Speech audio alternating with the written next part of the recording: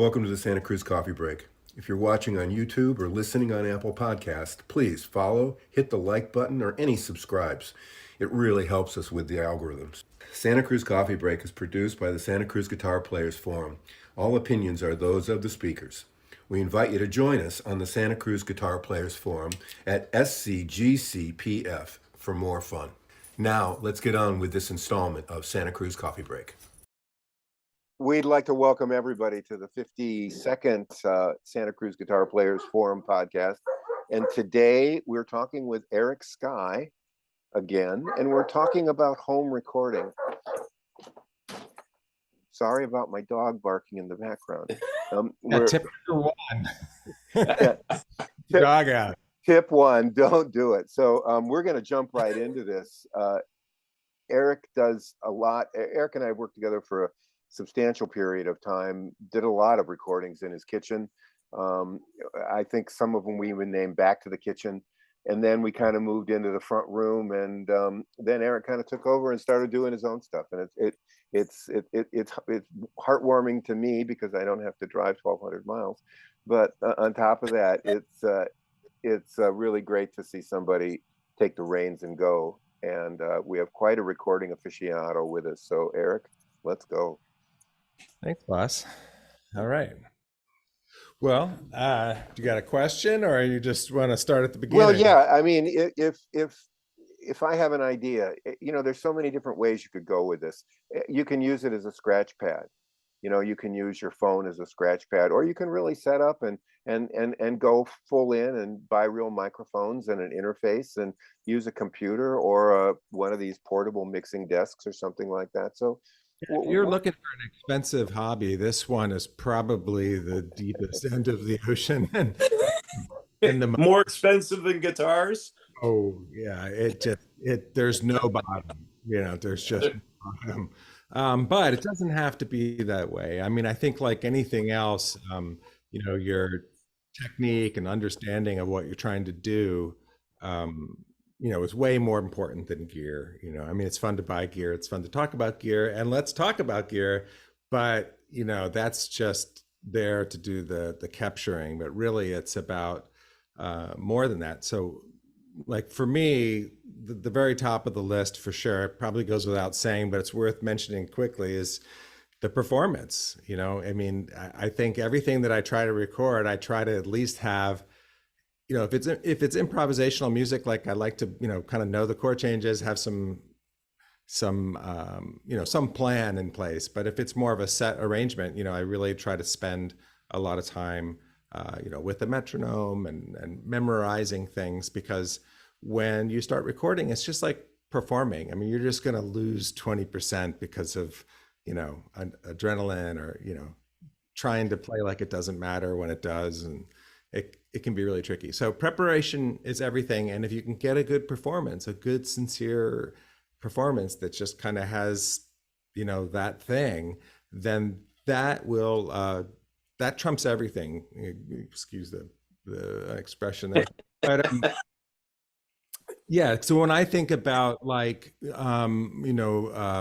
the Goldberg Variations in 1955 by Glenn Gould, or Pablo Casals playing the cello suite in 1939, or maybe 1929, a hotel room recording of Robert Johnson, like none of these are like high fidelity. They're all mono and scratchy. And I think the Robert Johnson thing, we all now know it was all sped up now, none of these are great recordings by any stretch, but they're all goosebump inducing moments, musical moments. So that, I think it's just important to remember that you're really trying to capture something, and that comes way before the gear. Anyway, well, that's over. But no, did you have a question?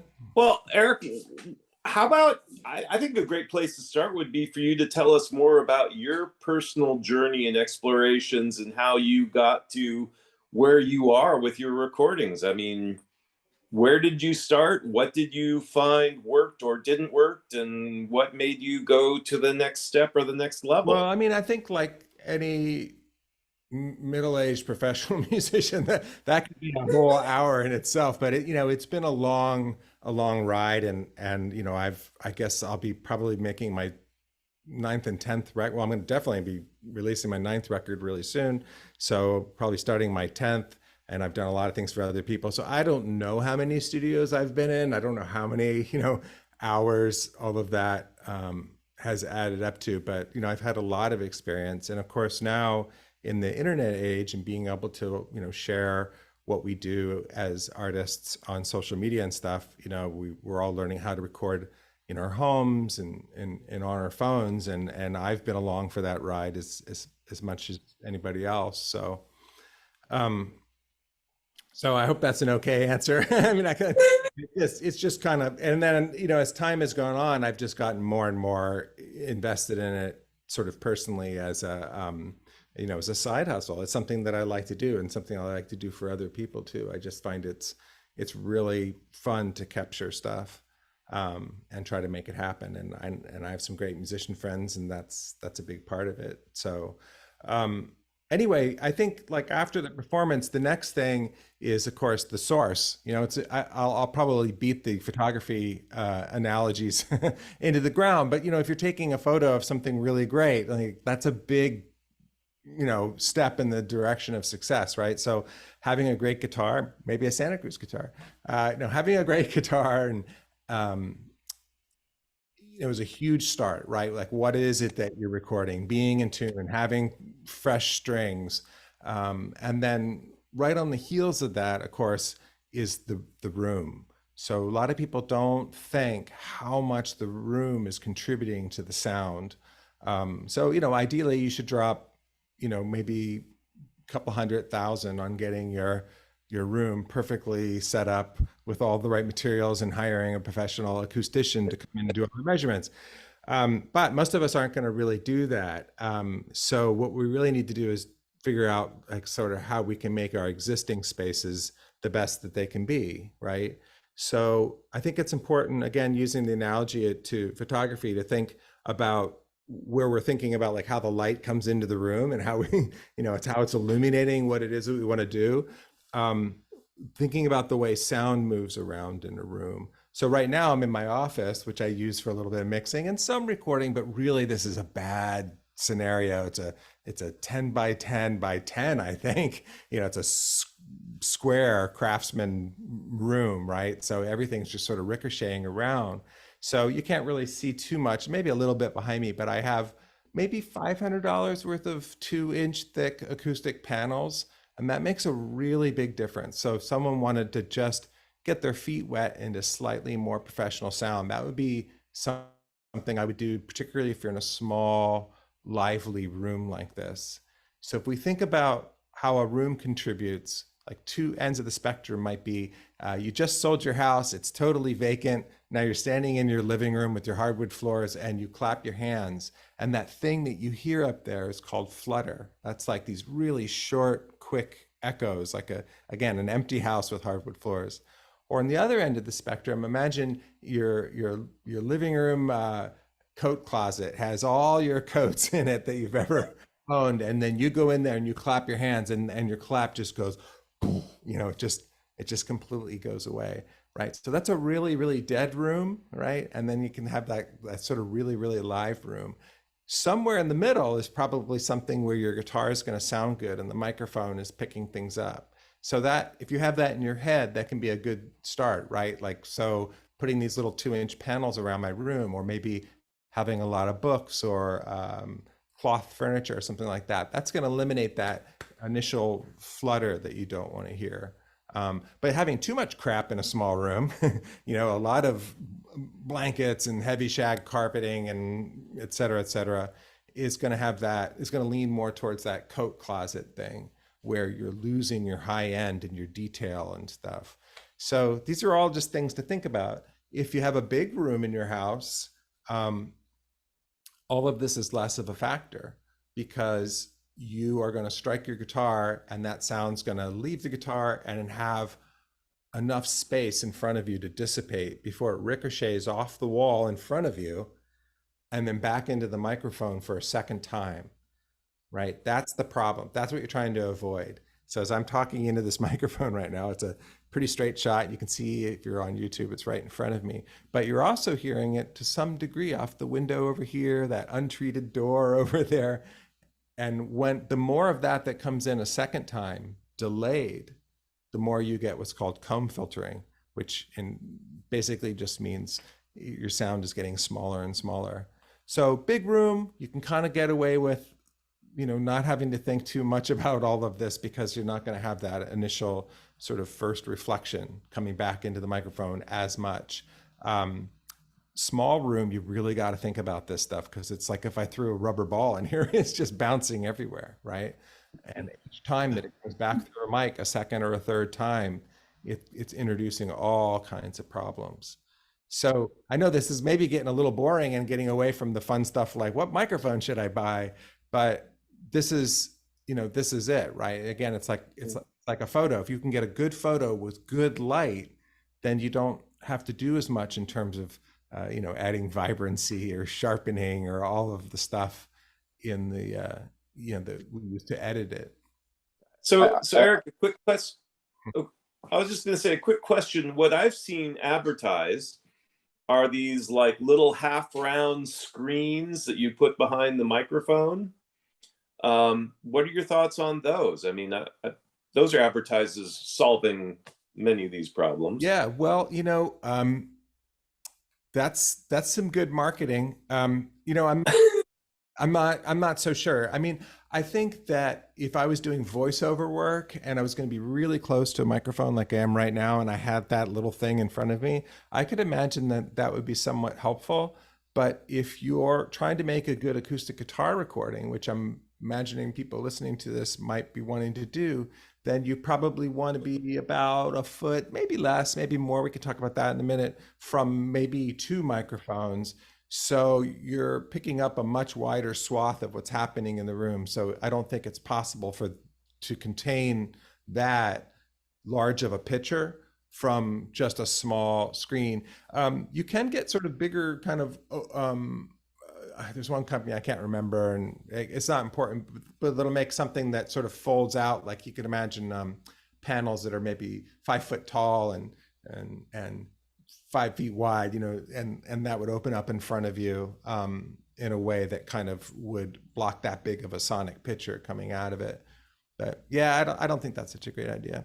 To go back to your room thing, if you need any support on that, I understand that Robert Johnson's guitar in 1929, he faced the wall when they recorded that, and then just look at Let It Be, and realize that there's a live PA in that room, so they can hear what they're doing.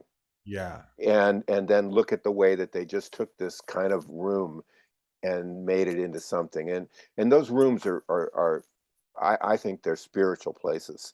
I've gotten to be in Columbia and Record Plant and all these places, and they are very, very special places. And audibly, you notice a difference when you walk into a room that's treated. Yeah, absolutely. Or a room that just has a certain thing, and some people just want to go and find that. But most of us are not going to record in Abbey Road. I probably won't be invited, and so it's just in terms of our house, it's just the main message I have to people that want to record stuff at home anyway is to really think about this and maybe consider some treatment. I've done some in here. My wife Lauren is always saying, you just don't make the house weird. I mean, you can take it pretty far, but anyway, that's would you recommend building up, like trying a couple panels and then moving them around in the room, and then if that's not enough, and listening to what you're doing, and then if that's not enough, add or subtract? For absolutely everything that we might talk about today, it's going to come back to listening. So yeah, make a recording that has your voice saying something like, the panels are 3 feet away from me, and you strum a chord and you move them back, and then the next take is the panels are 5 feet away from me. Yeah, when we talk about microphone positions, everything, you want to do that so that you sit and listen to stuff and ask yourself, the important question is this better than what I just heard? It's actually sometimes a harder thing to answer than you might think. But yeah, listening is definitely the most important. But anyway, so you do the best you can. You do the best you can, and try to eliminate the flutter on one end, and try to eliminate, the sort of anemic, dead sound as much as you can, and find something in the middle.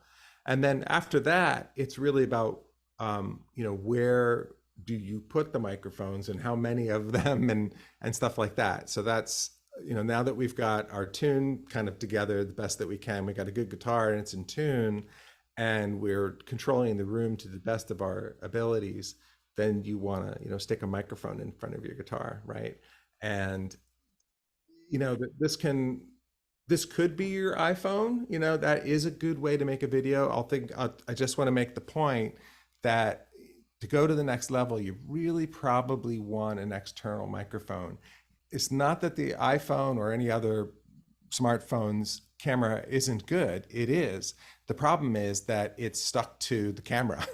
So, I'll try to be descriptive for people who are listening, but I'm holding my iPhone as far away from me as I can so that it could maybe take a picture of me and my guitar. But now the microphone is just too far away from the guitar. So you can't really have it both ways. So ideally, you'd want to have a separate microphone, or maybe even a microphone on a cord or something. I don't know if that exists, but really the next level thing is to have a separately recorded audio, and do a little research on how you can put them back together in post. You could do that on, iMovie or something like that pretty easily these days.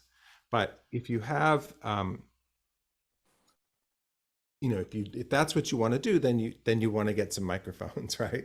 And that's a whole other podcast. But I generally feel like if you're recording solo guitar, you probably want 2 microphones. A lot of people would say they have to be exactly the same, and I might push back on that. Stereo is a little bit more about differences. So having some different sounds on each side actually can be a good thing, but that's an argument for another day. But having 2 microphones, so you're getting a stereo image of a guitar, it's just always going to sound way better, in my opinion, than mono. However, if you're going to record 2 guitars, like I might with a friend like Jamie or something, then we do want to think mono. It's actually dual mono, right? You have a microphone, I have a microphone, or maybe we're both going into the same microphone. But I think for solo guitar, I almost always want to hear it stereo. And for me personally, it's usually, if it's only going to be one place, it's going to be around the 12th fret, or where the body joins the neck. I think that's pretty kind of the standard spot. Maybe something like 8 to 12 inches away, but it just depends. That's going back to what we were talking about earlier. You might want to make a recording of yourself strumming a chord and tell yourself, this is 7 inches, this is 8 inches, this is 9, this is 10, this is pointing at the 12th fret, the microphone is level. Now the microphone is looking down on the 12th fret, now it's looking up. And might be 30 different little short recordings that you have to go back and listen to. But if you do this process, A, it can be kind of nerdy fun, and B, you'll come out of it having a very clear picture, or a clear idea rather, of where to point the microphone on that particular guitar. But the further you are away, the more of that room that's going to come into play. So if you're in Abbey Road, back it up, man. You want the world to know you're in Abbey Road, and it's a great sounding room. If you're in a crappy sounding room, that's all you've got right now, or the dog's barking, move it closer to the source, and you'll get less of that room. But you have to just kind of figure that out. And if I'm going to use a second microphone, it's usually going to be down around the bridge, probably just behind it and just below it, which on its own isn't always like the best sound. It can be a little on the mid-rangey sound, but it's a nice sound. And when you put the 2 of them together, that's probably my personal favorite way of recording solo guitar. So you're getting what's called a space pair, and it's a combination of both those things.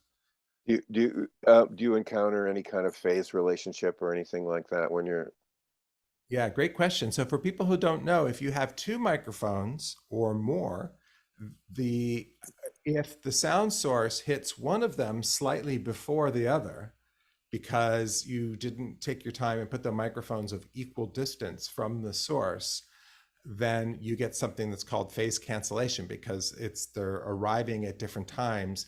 And so this is something you should probably look up and not listen to my kind of, dumb explanation. But essentially, there's a couple different kinds of phase cancellation, but mainly this is happening because of arrival times. And some of those frequencies are kind of like canceling out the frequencies of the other microphones. So basically, when you have two microphones, you're thinking, this is great. If I had three, it would be even better. If I had four, it would be even better. It's a logical way of thinking, but it's actually becomes way more problematic because of these phase relationships. So two for me is plenty.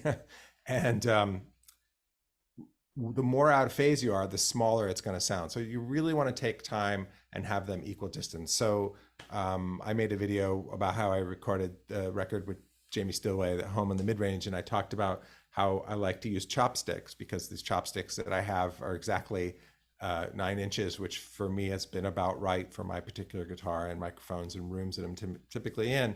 And so I always take a time before every take to put that chopstick between the top of my guitar and the grill in front of the capsule of the microphone. And then if you do that on both sides, then you're going to eliminate phase as much as possible. But there are there are different stereo techniques. That's probably a whole other podcast too.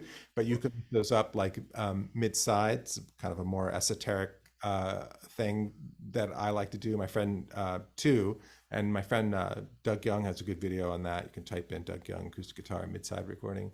But there's also ORTF, and you probably heard of XY, but these are all based on having those capsules really close together so that no matter what, the sound hits them at the same time. But I like the spaced pair, because you've kind of got a spaced pair of ears, right? So it's kind of how we already hear things. So hopefully that makes sense. That's Yeah, Yeah, it does. I would clarify microphones now, I think, because there really are two different types. There are condensers and there's cardioids, and yeah, there's a million different types of microphones. But I think getting that understanding, a basic in that might be a good. Yeah, great. Okay.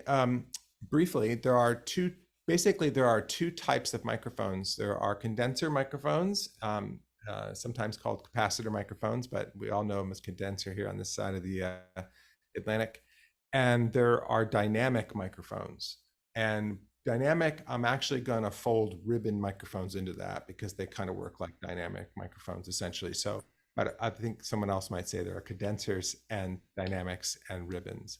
I think dynamics are, like the SM57 or 58 would just be the quintessential thing. It's an unbelievable microphone, sounds great, and if there's ever like a nail sticking up on stage, you can hammer it down and it'll still do the gig. It's a great. They usually have to be right on it to get a good sound with a quiet instrument like a guitar, because it's all about the volume of the source. You'll never hear somebody complain that they can't get a good live sound through an SM57 with their tenor saxophone or their snare drum. But on a quiet guitar, you do need to be right up on it. So it's taking a very close-up picture, and it has great rejection. So it's really good in a live gig, because it's not picking up your friend the sax player 10 feet away as much as a condenser is. But I think for me personally, there's great examples of people who have used things like 58s and 57s and other dynamics for their acoustic guitar. There's definitely great examples of that. But for me, and the sound that I like, more of a big, high fidelity kind of sound, it's really the condenser microphone being something that can be, almost a foot away from the guitar or more, and have much higher frequency in both direction response, that's the HD version, right? It's not the little sort of black and white TV that an SM57 can be. Again, that can be a super cool thing. I'm just saying, for me personally, that sort of high definition big picture thing of a condenser microphone is it. I have a soft spot for ribbon microphones. I haven't actually used many successfully, but I love the idea of it, and I, I've bought and sold a few along the way, and I definitely I've had a couple good experiences with those. But that's a whole other thing. It's a very high fidelity microphone also, but it has like a little bit softer top end. It's not quite as bright and shiny sounding. And I think we've all become accustomed to a lot of recordings that are just have like a very detailed high end. And this is almost that, but it's a little softer. And I think it helps with what a lot of people complain about with, especially more like 90s and early aughts digital recording, when people would say, I like vinyl more because it's warmer and digital is cold.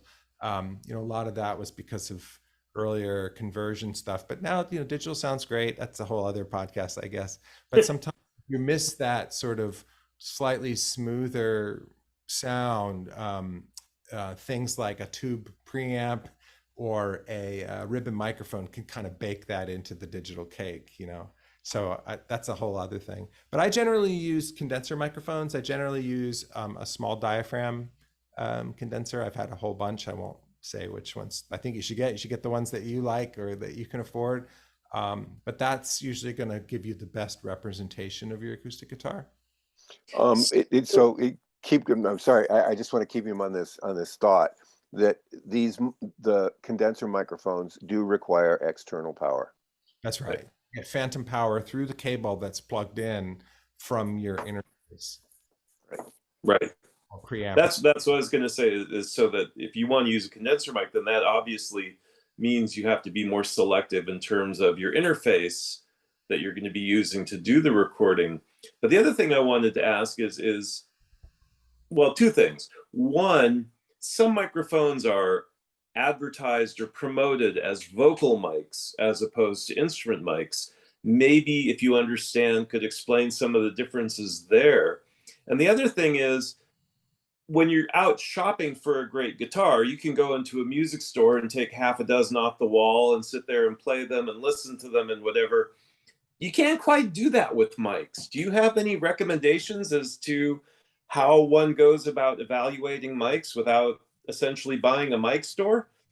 Yeah, I mean, certain, God, I'm trying to think. I think there's a website, I'm pretty sure I've got this right, called Audio Test Kitchen, which has a whole bunch of sample recordings that were done very honestly. They don't, have the compression and reverb, and the volume is normalized because, louder is always better. And you can listen to the same loop of a certain vocal, and there's guitar, there's probably drums too. I only skimmed this once, but then you can try just a whole ton of different microphones that way. It's like a lot of things in life, though. I mean, the way it's going to react in your room to your guitar, to your style. Like maybe you're a louder player than I am, and so you need this and I need that, so something like Audio Test Kitchen or other online retailers like maybe Sweetwater, that they have some, if you dig through their site, they have stuff like that where you can do some comparative listening, and do some online, internet crowdsourcing, go to places like Gearspace and things like that, where you can ask questions on forums and narrow it down to ideas, a couple different ideas, but ultimately you probably are going to go down some rabbit holes of buying and selling stuff to find what works for you. Audio Test Kitchen, compare the sound of 300 microphones. Oh, there you go. Okay, so there I was right. All right. So cool. I think what was the first question? You had two there. Well, the distinction between a vocal mic and an instrument. I mean, for the type of mics that I use, I think in live sound, like that can be a little bit more of a thing, but even then, a lot of times it's still marketing like that. Like a 57 and 58 are exactly the same microphone, but they have a different grill on them. But actually, the grill on the 58 is different. It has foam in it. The other one doesn't, and it's more, it's this sort of bulbous thing so it's more off of the diaphragm, and so they actually show different test. If you look at the spectrum analysis on the website, they show that they test differently, but they're exactly the same microphone. So I think for live sound, that might be a different thing. But I mean, like I'm talking into a 414 right now. I mean, good God, this thing's been used on everything, you know, you can possibly imagine, every musical instrument, but also probably for stage sound to pick up trucks in a commercial about trucking, you know. So microphones aren't necessarily discriminating against different sounds, but anyway, so hopefully that's sort of helpful.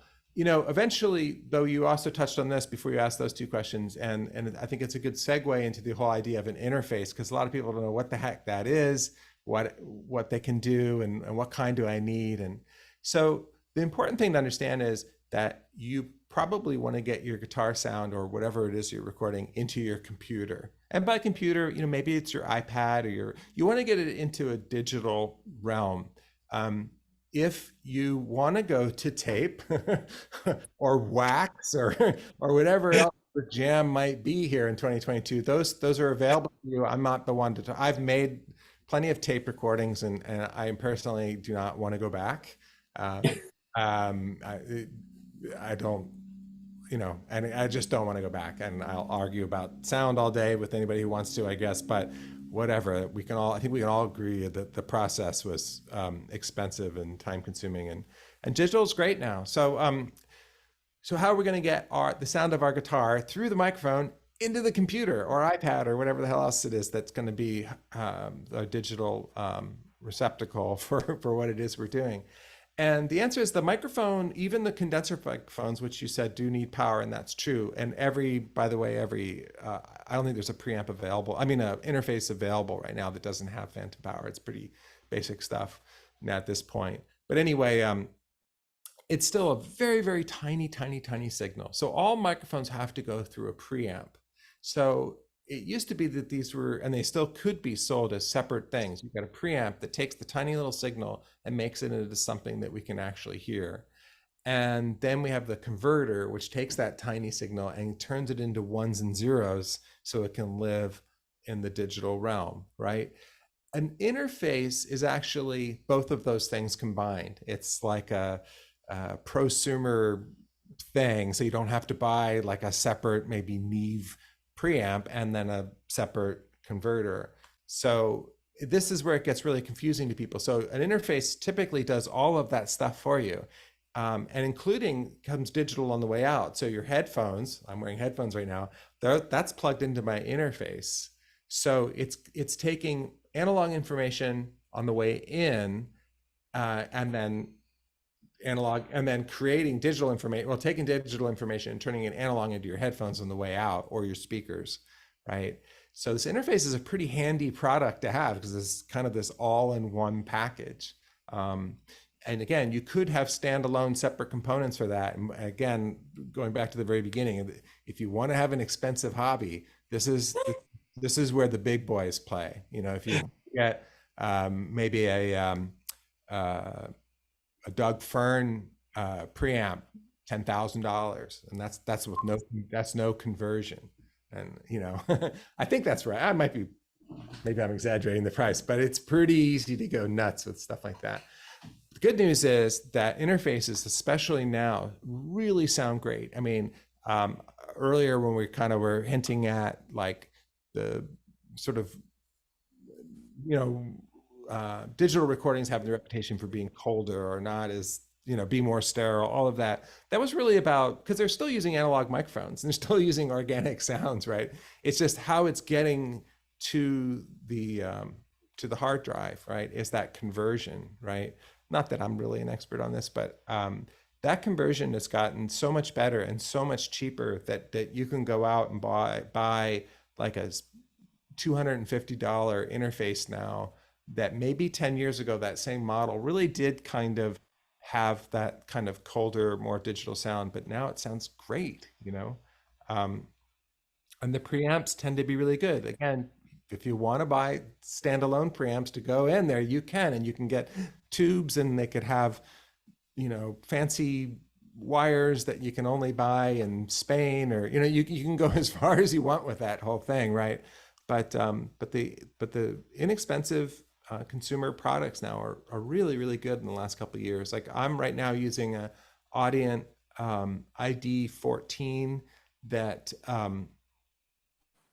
Mark II. I think it's very new, and I spent $300 for this, and anything that you hear of mine right now is just that's it, you know.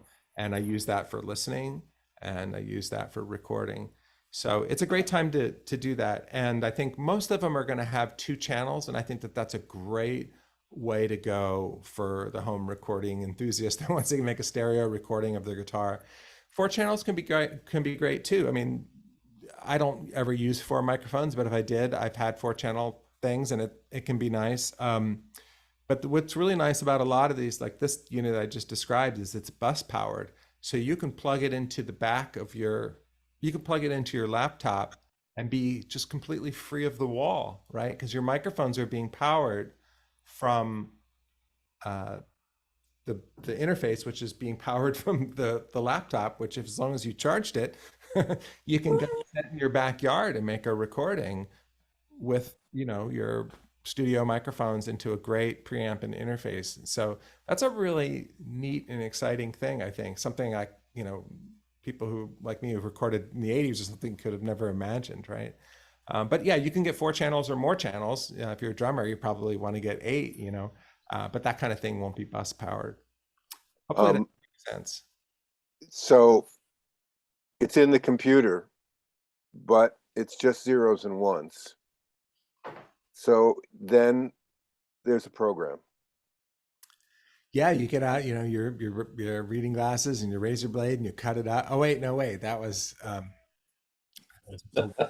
yeah. At that point, you need something called a DAW or a DAW, digital audio workstation. Isn't that right? Is that what it's called? Is that what it stands for?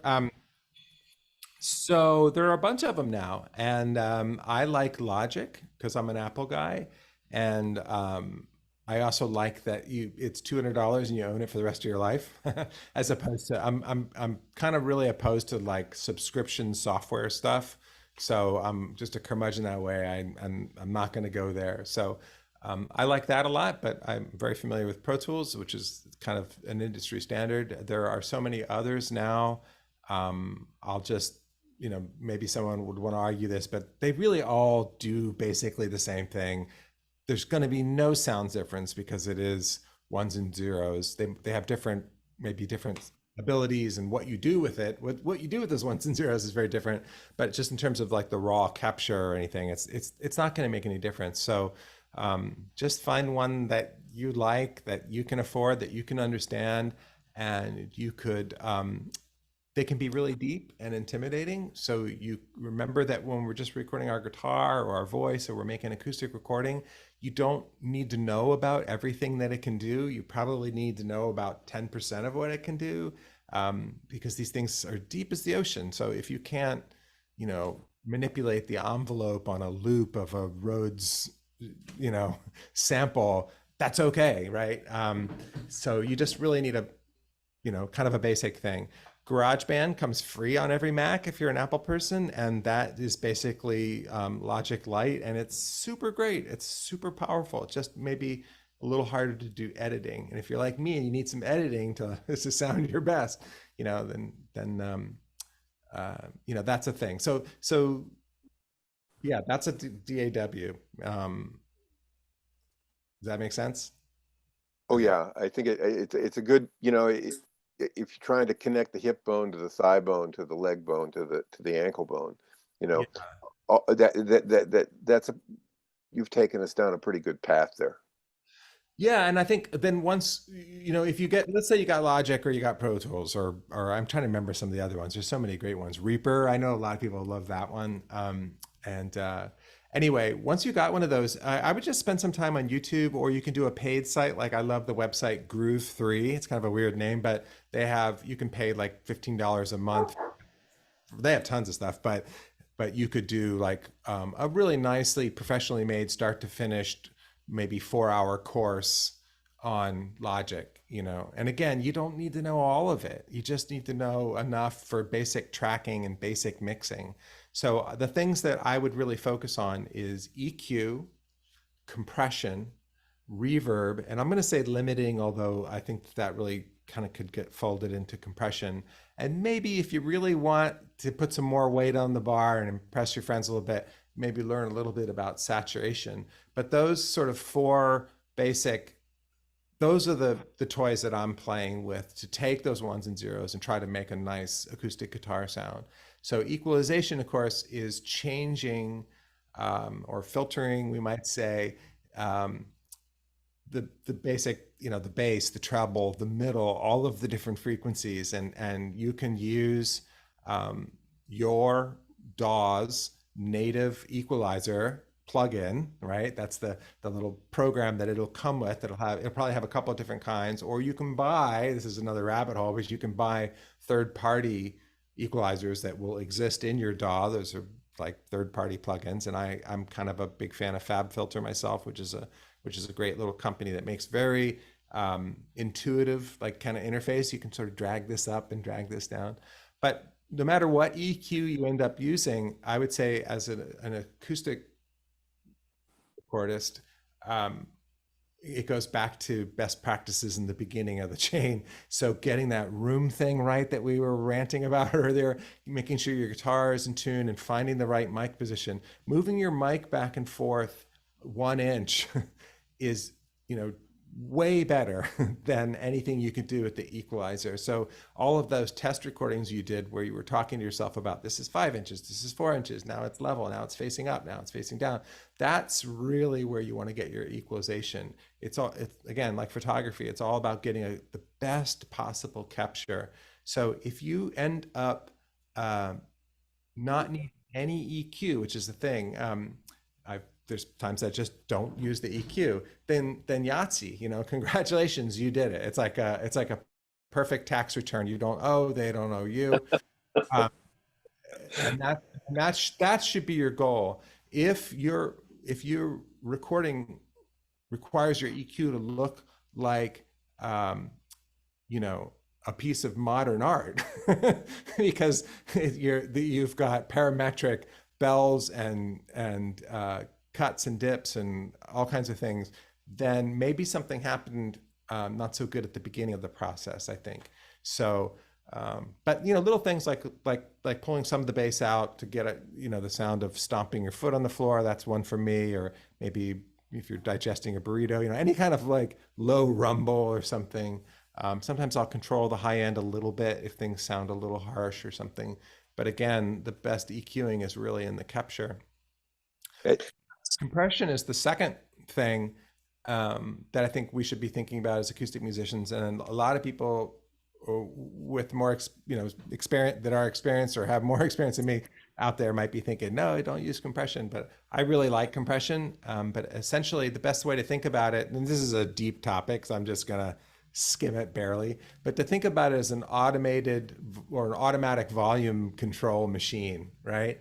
So if I talk really loud and we looked at that as a waveform, like suddenly you just saw it made a peak, right? It sort of that place where I talked really loud or strummed a chord really loud made a peak, and the compressor is going to bring that peak down, and that's sort of by default sort of bringing the lower stuff up a little bit. So that's what it means to compress, is just to kind of hold the top down a little bit, and then we can turn the overall volume up, and so it's sort of getting smaller. So imagine that scene in Star Wars where they're in the garbage compressor, right? And the walls are coming in. But what's neat about that is that you can make things more loud more often, and louder is better.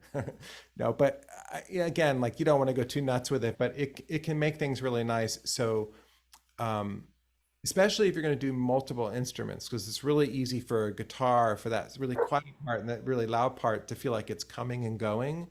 So imagine if you went to go see your favorite band at a club and the singer's just singing their heart out, but every once in a while they took 3 steps back from the microphone, and then all of a sudden they were an inch away. That's that sort of coming and going feeling. And compression can be something to kind of keep them a little bit more in place, right? So, but for what we're trying to do, this sort of very natural acoustic recording, just taking a little bit of the peaks off the top, I think can be a nice thing, like a dB or so. So that's something that you can learn about, but to me, that's a necessary ingredient. And then usually third on that list is reverb, right? Because your room, probably doesn't sound that great. And the microphone being 10 inches away from the source or so isn't really, even if your room does sound good, isn't bringing that much into it. And when things are really, really dry, it can sound not natural, right? So you're actually using an effect to make something sound more natural. People think if I use no EQ, no compression, and no reverb, then it'll be really natural. Well, that's not a thing, right? Because you're listening through transducers, and like nothing about this is natural, right? That's an illusion. So what we're trying to do is kind of create natural, so a little bit of reverb can be really nice. And this is obviously a deep subject too. I'll just say my own opinion, and I have plenty of stuff in my history to contradict this. but this is, you don't want to overdo it, basically, is what I'm trying to spit out here. I think that's the number one sign of an amateur recording is too much reverb or inappropriate reverb, especially when it comes to video. If you're seeing a video of somebody and they're playing the guitar on the beach and it sounds like they're in a cathedral, and it's jarring, right? It's just wrong. And that's obviously an extreme example, but the more you can get the ambient, this sort of artificially created ambient sound to match, in the case of video, what we're seeing, the more we see it as authentic, right? And I think even with a recording that you might be listening to just as an album with your eyes closed, we have actually have a lot more leeway there, and you can do whatever you want. But for me personally, I don't. There's not a gig where I'm playing like in Grace Cathedral all by myself, right? Like that's not really a thing. So I think about what will my guitar sound like in this room, but bigger. We are making movies here. We want it to be bigger than life, but sort of natural too. So I feel like I'm rambling on this, but I just wanted to say, be careful with reverb. That's basically my message. It's really easy to cross the line and sound amateurish by having either too much reverb or just like a really inappropriate reverb. So pay attention to that. I think the keywords are do no harm and try to record it as flat as you possibly can, because if you record it into your DAW and everything with reverb, you cannot take that off when you've done it. So you try to build through that process. You don't do that. And I want you to talk just really quickly about levels, because yes, louder is better, but we need to give them a standard of between where should they be hitting it, to be safe. Okay, great. Yeah. On your DAW's peak meter, if you first grab your guitar and you kind of strum what you think is going to be the loudest thing that you're going to do, I think -6 would be,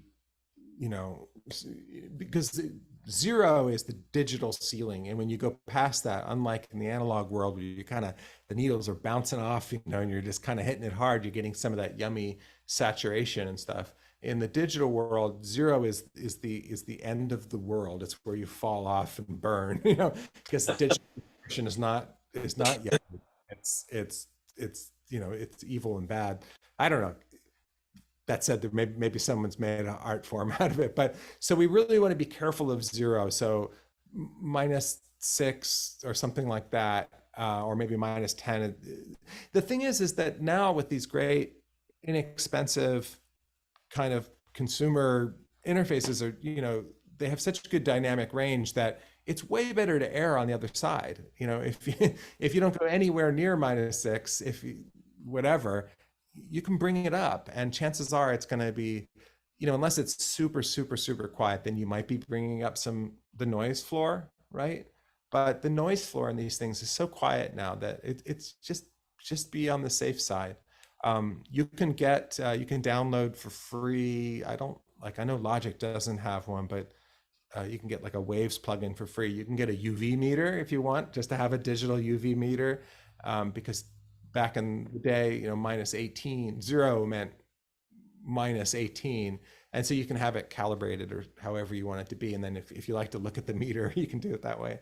But that's where I'm usually shooting for. And then I'll usually have a level meter in my DAW session so that after it comes out of the EQ and before it goes into the compression or something, I might check that I might have it listen to like a little bit of my recording and make sure I'm around -18 because a lot of those plugins just kind of like it around there. But again, if you get that wrong, if you err on the quieter side, if you're nowhere near zero, you can still make it up on the back end, and we can talk about that in a minute too. But well, we're talking about it now. That's, I said, after EQ and compression and reverb, usually the last thing in the chain, if you're not going to hand this off to a mastering engineer, instead you're just just trying to make the best recording you can, you're putting it up on social media, this is what I do 90% of the time, then you're going to want to use a limiter as kind of the last stop. And that's like a compressor, except for that ceiling that we talked about earlier, brick wall. It doesn't go any higher. And so what you can, that's where you're going to raise up your volume, and the limiter just limits where it can go. Now you keep pushing into the ceiling, and it'll get more and more crunchy sounding. It's obviously not that great. You don't want to go that loud, but what you can do is you can put a level meter at the very end, and what you're shooting for is probably about -14 or so, maybe -12 on an acoustic guitar recording. That's what I'm usually going for. That's integrated. So I know we might be getting a little bit in the weeds here. I'll try to make this brief, but at the end of the digital recording process, you want to have this level meter. A lot of times your limiter will have that in it. Mine does. I use the FabFilter one, and I can't remember what it's called though, but it'll have that where you can read the LUFs,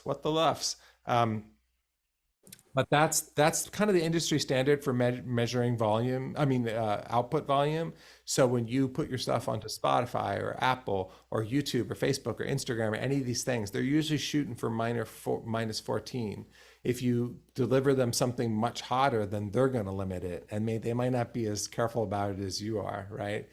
But if you deliver something at, say, -24, and you put it up on YouTube for all your friends to enjoy, and every time you click on it, you're like, God, it doesn't sound anything like Eric's recording, maybe, or some other person's recording, because you really delivered something too quiet. So you really want to get that right. You're using the gain on the limiter to kind of push it up around -14.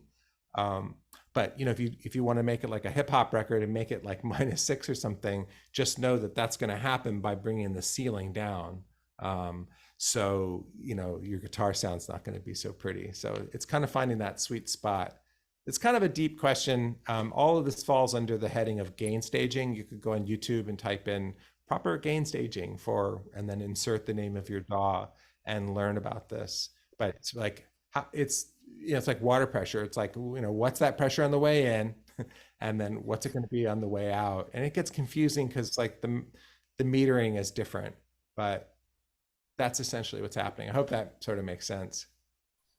It's where I've had a lot of trouble just playing out, where you have the volume control on the guitar, you have the volume control on the preamp, then you have the volume control on the amp, and it's like, whoa, where do I adjust all this stuff to get that good sound? And it takes some playing around. Okay, good. Well, let me just use that as a quick jumping off point for a little sidebar here. Just to, my general feeling about all of that stuff, and other people feel very differently, and that's great.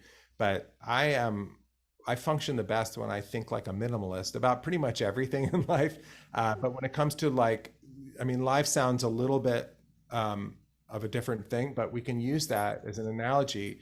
I think you want the straightest wire possible. If you have a volume control on your guitar and on your preamp and on your, on the dial in the beginning and the end, and if you have we call those gain stages. If you have 4 or 5 different gain stages, good luck. I don't know what to tell you. So you want to set up your system, in my opinion, from the get-go to, think of about it as a string with 2 Dixie cups on the end, So one Dixie cup is the speakers that you're going to hit your ears or the microphones or the loudspeakers, and the other end is your microphone.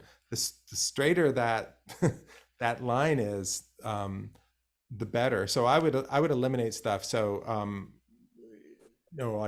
I mean, this is totally a off-topic thing, but I'd only actually use pickups on my guitar, but if I had a pickup on my guitar and I had a volume control on that, I would just probably leave that up all the way, or just leave it, and I would just find whatever like unity, you could look that up. What's unity gain on all these devices? Let's just pretend it's zero, put them all at zero, and just control it all just in one place. But ideally eliminate as much of that crap as you can. And even Yeah. in the digital realm, it's the same thing. Like I really don't do much more than what I just said. I know I have some online tutorials that can't, that contradict that a little bit, but like the record the second record I made with Jamie Stillway that's going to come out in January, I think. I mean, there's like no EQ. There's just like one gain, 1 dB of compression and a little bit of reverb. And I think it really sounds great because it's that straight wire approach. But so even digitally, I'll do very little because there's just too many places where you can screw that up and not get it right. Oh, I've found that. Yes. Yeah. Smart So- with it, So I would say that, wrapping here, Mhm. I would say that don't be afraid to make mistakes. Don't be afraid to test something. Nobody has to hear it but you. Don't and don't compromise. Yeah.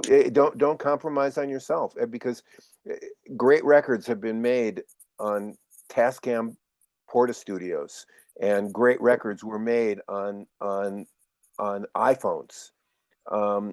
And it's really how you approach the information that you've just given us as a guide, and you said a jumping off point. Yeah, I agree. I think it should be, first and foremost, it should be a lot of fun. And it is a really fun thing to do. And it's like you just hinted at, that kind of brings us all the way back to the beginning. It's really just comes back to the performance. So if all you got out of this was, Eric's nuts, I'm just going to record this on my iPhone, then that's great. But that time that you spent with the metronome and really working out your arrangement is going to be really what makes a great recording. So if it's scratchy and it's mono and it's out of phase and you use too much reverb, but you've just written this really amazing song that connects with people emotionally, then none of that stuff matters. But if you do want to go down the rabbit hole, because it is kind of fun, and now is a great time to jump in because so much of this gear is so affordable and so easy, and now's a great time to do it. And just taking from what you said, yeah, practice is the thing. It's a really, Yeah. I think with guys in particular, I don't know why I said that, but I know it's really easy to just kind of drift away on your laptop and just research gear. I mean, all of this would be better if I just got this microphone versus that microphone. I'll look it up on the forum and just, just sort of forage information forever and never actually get around to recording. That's a real common trap. I just like to tell students pertaining to guitar playing and that, there's just so many things in life that are like, it's like you can't learn to swim from a book, right? Yeah. I mean, that I don't advise it. There are some things that you really just need to get in the water and do. And, beating the swimming analogy into the ground, maybe with somebody else, probably the smartest thing I've ever done with recording, even though I've sat in, like I said in the beginning, so many recording studios and sort of co-produced all my albums and done a lot of it. It wasn't until sort of recently, maybe in the last 4 or 5 years, that I just paid an engineer just to go in and answer my question, just like, give me a lesson, and to get it right. That's jumping in the pool with somebody who actually knows how to swim. That can be a huge thing. But the main thing is don't get too caught up in researching it and all the internet stuff, but just actually get in there and click on your microphones and start recording and listening back. Oh, can I make one more little point that I'm sorry. I promise I won't rant too much about this, but I just wrote this on my list of things that I wanted to talk about. It's the last thing, and it's the most important thing. And that's the incredible power of reference tracks. So a lot of times we get in and we twist knobs and, well, that sounds better. Hey, that sounds better. That sounds better. Louder is always better. And you don't put it this way. I think if you wanted to cook, you should really learn how to eat. In other words, sometimes if you get like a really great sandwich and you take a bite and you think, wow, that's a great sandwich. Well, that's true, and you're excited, and that's wonderful. But that's really a kind of a consumer mindset, I guess, literally about it. But if you can bite in that sandwich and think, now that I'm really Strategic. thinking about it with this on my palate, I'm getting that there's like lemon in here. It's bright, it's acid, it's got this high end, right? But not only do I taste teas, but I can tell that it's smoked. And I really enjoyed that crunch on the way in, but it's also kind of juicy and on the way, if you can really listen to something and try to understand what's happening in it, that's kind of number one. So not just this song sounds great, not just this song makes me remember that old, first time I ever kissed somebody or something, but really like, why do I like this? Is this really bright? Is this really dark? Does it sound like it's close? Does it sound like it's far? Does it sound like it's wide? Does it sound like it's narrow? Try to dissect and understand the things that you're listening to and make notes about your preferences. That's number one. Number two, when you're mixing, you want to mix a little bit and then put on a record. I like have a couple records that are like kind of lifelong, but they come and go too, what I call reference tracks or palette cleansers, right? So let's say you have a record. Maybe you're a bluegrasser and it's like, maybe it's this is a good one for me, actually. It would be like Tony Rice's intro to Manzanita on his Unit of Measure record. It's the first time I ever heard a guitar sound like a piano, like a flat pick guitar. It sounded like a giant grand piano or something, right? So let's say you love that recording and you love it. You love it in your car. You love it in your house. You love it on your headphones. Your friends all tell you it's great. This is objectively great. So you go and you listen to your recording and you're not trying to copy it, but then you put on that for a second and you go back to yours and then you suddenly realize the contrast, like, oh my God, I didn't realize that mine's like an ice pick, bright, and it sounds really far away. So that going back and forth between reference tracks is how, and sometimes it's for 5 seconds. That palette cleanser idea is just absolutely the most valuable thing you can do. You probably can't copy it. You can't. There are different people doing different things in different rooms with different guitars and microphones.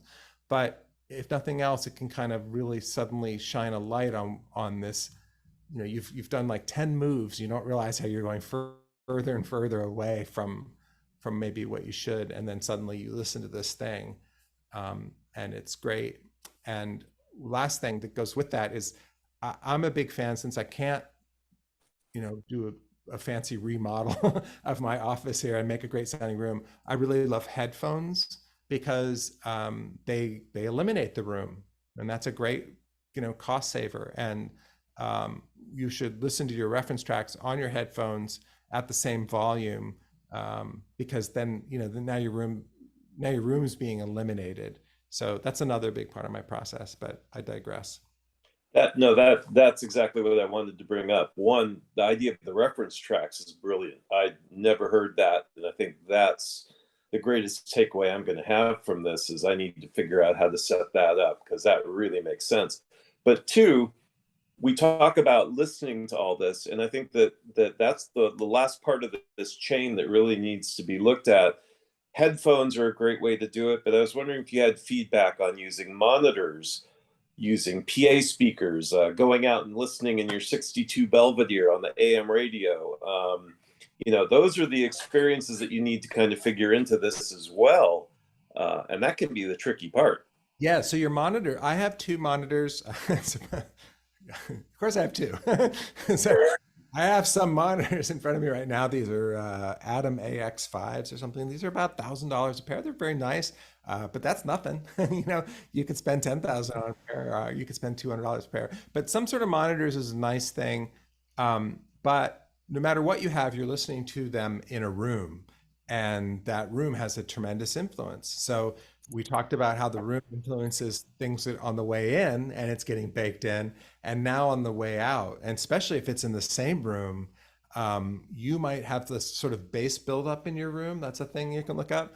And now you're hearing it for the second time coming out of your speakers. And now you're making adjustments for it that are phenomenal if only you listen to your music in only your room for the rest of your life. But maybe your friend can go out in their car and go, geez, Eric likes a bright recording, So we're looking for the most neutral thing we can. So like people who are, I have friends that are mastering engineers, and they're usually guys who spend a lot of money on monitors and a lot of money on getting the rooms as neutral as possible. So it sounds as best as consistently good in as many of all of the possible scenarios that it's going to get heard, you know? So that's a deep thing. And so that's why I like headphones, because I'm just eliminating all of that. Like I surrender. I know my room isn't great. My headphones are nice. I mean, my monitors are nice, but they're not, you know, super crazy world class. But headphones eliminate a lot of that. It's a little controversial. Maybe if I was making a pop record and there was a big sound stage, right? There's all these different instruments, then your headphones, that sort of immediacy of them might adversely affect how you create your stereo image, like where everybody sits. But I'm just recording like an acoustic guitar, or I'm just recording me and my friend who plays the acoustic guitar or the mandolin. These are not giant recordings. And by the way, even if I was worried about that, I would just go listen to my favorite reference track of two guitar players playing together and listen to that on headphones. And then once that's sunk in, now I would make it so mine kind of sounds like that, or sort of to the best of my ability. But again, it's the power of reference tracks in terms of the stereo image. But I like headphones for recording. If you're going to do overdubbing, which I never do, you want what's are called closed back headphones, which mean, you know, they're what you think. It's like they don't let any of the sound in. Don't use noise canceling, because those are good. I like those for meditation, or for when we were living with 3 different, you know, 20 somethings during the pandemic. But sound wise, the compromise, I personally think they're terrible. But I think just a $150 pair of like Audio Technica, what are they, like M50X, or I can't remember what they're called, but there's like total industry standard. God, they sound great. Closed back, good for walking around, good if you have to overdub. For mixing and for serious listening, you want open back headphones. Right now, I'm wearing a pair of my very favorites. These are about $400, so not the end of the world, but more than, you know, the average person thinks they would spend for headphones maybe. But these are called Sennheiser HD 650s, and they're absolute industry standard. And you know, if you listen to a couple of your favorite albums with 650s, which are plugged into my interface, that interface is giving me that analog on the way out. So they're not going through the computer, but they're going to the interface. It's a better headphone amplifier than listening to directly from your computer or from your iPhone. But listening to a favorite album through HD 650s or similar, but these are pretty standard and popular for what it's worth, it can be a really transformative experience. Like, you'll remember when earlier I was using the analogy of biting into a sandwich and tasting 7 or 8 different ingredients. Like, you're able to separate those in your mind. A good pair of headphones and a good pair of monitors really can allow you to separate those things. Those things aren't quite mushed together in the same way. The frequencies have more identifiable separateness. I don't know. I think I'm digging myself into ground here. Hopefully that makes sense. But that open back thing means I can hear my, you know, these would be terrible for overdubbing, because you can hear what's happening in the room at the same time. Basically, they're like speakers that are held up close to your head. They're not like any sort of noise cancellation, but they sound really, really natural. So that's always been my solution and I can go in the other room and they basically sound the same. So if I get tired of this chair, I can go sit in the other chair with my laptop and continue mixing the same recording. One of my favorite mixers in the rock world, and well, he does a lot of different stuff, is Andrew Sheps, and he mixes everything he does, you know, on you know, like Red Hot Chili Peppers, you know, big stuff, you know, all on headphones. So if he can do it, you can do it. Perfect. Well, Eric, thank you. Hey, yeah, my pleasure. What a primer. There's about 10 other podcasts in it. And it's the way it is, but you got the basics, you know. Do no harm. listen, practice, Mhm. you know? Good coffee, really. That's where it starts. That's the Yeah, beginning. that is Yeah. the beginning. If anybody has questions, you can always go to ericskye.com, and I think you can find my email address from there if you need help with your recording or Or if you're looking for a producer of a project or something like that, you might want to get in touch with Eric. shoot me an email. I'm not the fastest responder, but I will respond, and happy to help. I love talking about this stuff. My wife won't talk about this stuff with me, so you're doing me a favor, really. She doesn't have to listen to this on our walk tomorrow. There you go. Thank you so much, buddy. We'll be in touch. I Sure. hope everybody enjoyed this. We certainly did, and we'll want to talk to you in January when the new record's out. Okay, happy to. Okay. Perfect. Looking Great. forward. Anything else? Everybody good? That's all I know. Great. Thanks very much. Have a good day and get out and enjoy some of that warm Portland weather. See ya. Thank you. Bye-bye. We hope you enjoyed this installment of the Santa Cruz Coffee Break. For more music-related fun, please join the Santa Cruz Guitar Players Forum at SCGCPF or santacruzguitarplayers.com. If you have any questions or possible podcast topics, please contact us. If you have a product or service that you feel would be of value to our listeners, please consider adding your support and keeping the coffee pot on. Contact us for more information. We ask that you hit the like, follow, bell, or bookmark buttons so we can keep you informed of upcoming podcast episodes. We hope you enjoyed Santa Cruz Coffee Break. Now it's time to go play your guitar.